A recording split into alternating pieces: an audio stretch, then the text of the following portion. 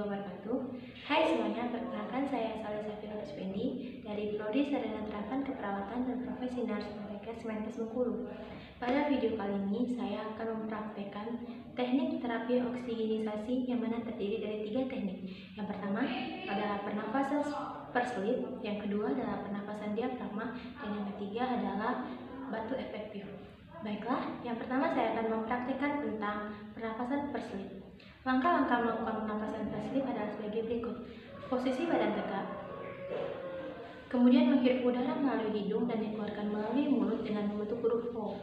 Baiklah, dalam hitungan ketiga saya akan menghirup udara melalui hidung. 1, 2, 3. Sekali lagi.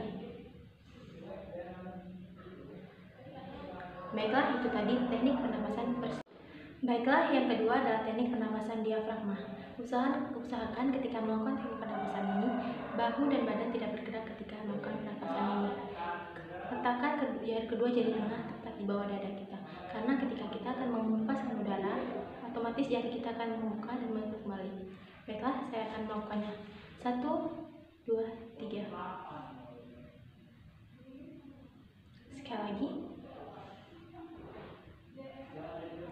Baiklah, itu tadi teknik pernapasan diafragma. Kemudian yang ketiga adalah batu efektif. Batu efektif dilakukan untuk mengeluarkan lendir atau sisa lendir yang tersendat di tenggorokan kita. Langkah-langkah melakukan teknik batu efektif adalah sebagai berikut. Hirup udara dari melalui hidung, kemudian bantukan dengan lepas. Baiklah, saya akan melakukan teknik batu efektif. 1, 2, 3. Sekali lagi. Baiklah, itu tadi 3 teknik terapi oksigenisasi. Sekian, terima kasih. Wassalamualaikum warahmatullahi wabarakatuh. See you.